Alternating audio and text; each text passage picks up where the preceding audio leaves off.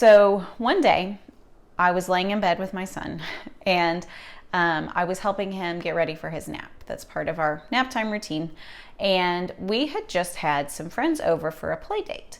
And so as we were laying there and we just kind of chit chat as we're, getting ready to help him take his rest, he asked me a question. And he said, "Mommy, why do we need friends?" And, I'll be honest, that question kind of caught me a little bit off of guard.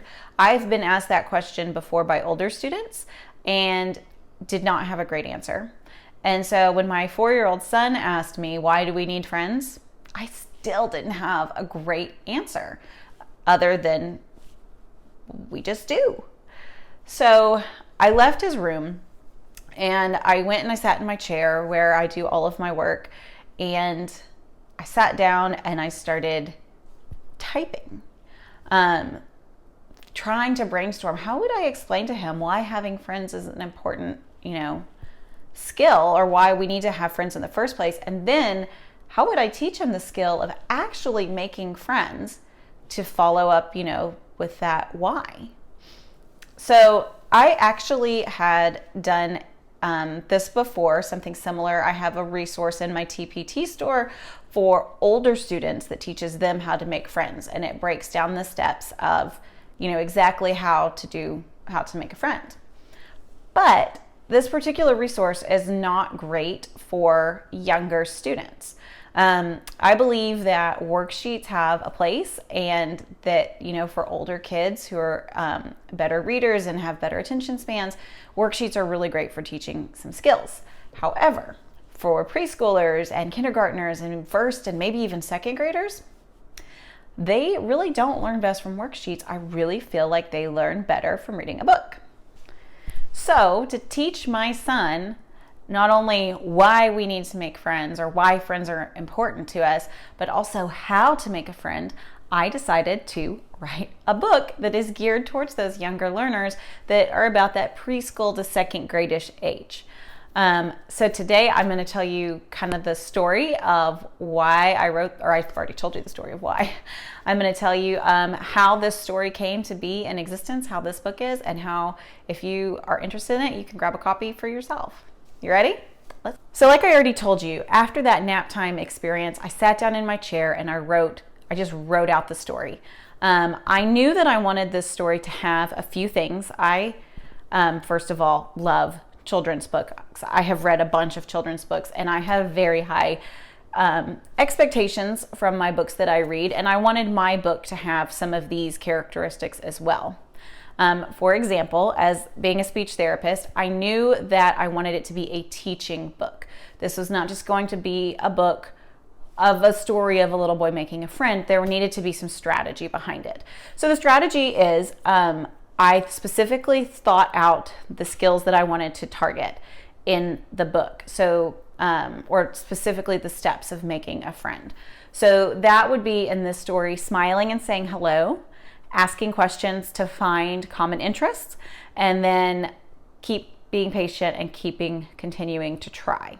So those are the 3 main steps I have of teaching a friend in this book, and I wanted them repeated and woven throughout the book multiple times. So you will find it 3 times that those specific skills are taught and reiterated in a different way. So that was the first thing I wanted. Second, I wanted a nice, neat conclusion that tied everything up together, that kind of reviewed everything and, helped the story to close nicely and clearly.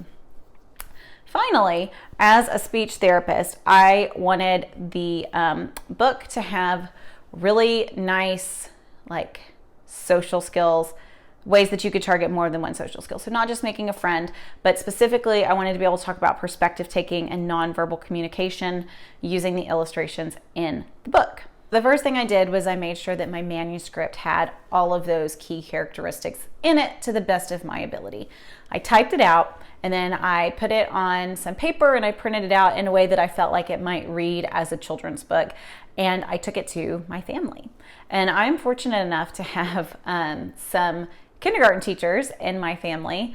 My grandmother taught for years and years and years. My aunt also did as well. And so We went to lunch one day and I showed them this book and I was like, I have this idea and I think I want to write a children's book.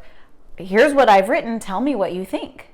And so they both read it and they were very encouraging and they told me, hey, go for it. So I went to the next step, which was, how the heck am I going to find an illustrator?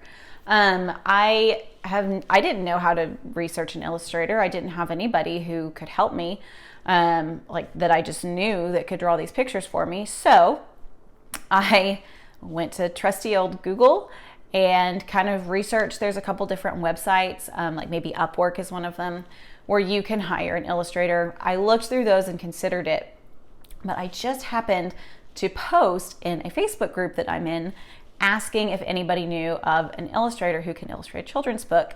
And somebody came back and said, hey, my best friend does this. Here's her website. So I clicked on the link to the website and the illustrations that were on the website were absolutely gorgeous. And that is how I actually came to find my illustrator. Is I went with her. I interviewed a couple other people and it didn't seem like a good fit. But Taylor Thompson is the name of my illustrator, and that is how I found her. So Taylor and I signed a contract and we agreed to start working together, and she did an absolutely wonderful job. I went through and I kind of broke down the pages and I showed her, okay, on page whatever, here's kind of what I'm envisioning the picture to look like. And I just kind of sent her this copy, and she then started working on her sketches and kind of her rough drafts, and we started being able to pair the pictures to the words, which was incredibly exciting. So, like I said, we were pairing pictures to words, and you can see these are kind of what her sketches looked like that she sent me, and I was doing my best to kind of put in the script that matched the pictures so that I could kind of see what this book was actually going to look like when it was done. It took her, so we started this project, I remember at the end of July was when I reached out to Taylor, and everything, when it was all said and done and listed on Amazon, was in October. So it took her a few months to get everything together. There were some other hiccups that happened along the way. But I told her specifically, I don't care a lot about the background. I don't care a lot about all of the details. The only details I care about are the nonverbal communication of the main characters. This is important to me so that when a speech therapist or a special ed teacher is working on it, they can take a moment and you can see really good nonverbal communication. So like things like, his facial expressions and his body language. She did phenomenal, like throughout the entire book. She did a wonderful job capturing those nonverbal communication expressions in her pictures. So if you want to take a minute to talk about feelings, emotions, facial expressions, body language, as you're talking about how to make a friend, this book is going to be perfect to help you do that as well. So like I said, at the beginning of October is when we finally got it listed. I actually made several mistakes trying to figure out how to get an ISBN number and get everything linked on Amazon to go together. I also made a mistake with the number of pages that I needed in the book. So I will just say for a second, when you see the listing on Amazon, do not freak out when you see that there are 47 pages. Yeah, it's 47 pages, but it's because of my mistake. The actual text is the same length it's always been. You just get more beautiful pictures from Taylor, is really what those extra 47 or extra pages in the 47 are. So don't let that freak you out. It would freak me out as a buyer. But you should still be able to read this. I've timed myself reading it and it takes me about 5 to 6 minutes nonstop. If you were to stop and discuss it, it would probably take you about 10 or 15 minutes depending on your group and your session. So here is what the book looks like. It is absolutely beautiful. Like I said, there are some wonderful, wonderful pictures in it. It is very strategically written, and I hope that you enjoy it and that you can read it with your child and you have a great time. If you would like to purchase the book, it is available on Amazon. I will post a link in the description. If you are also interested in that older resource I talked about for older students, the worksheet resource, I'll link that in the description below. That is available on my Teachers Pay Teachers store. So 2 different ways that you could work on friendship making skills with your students.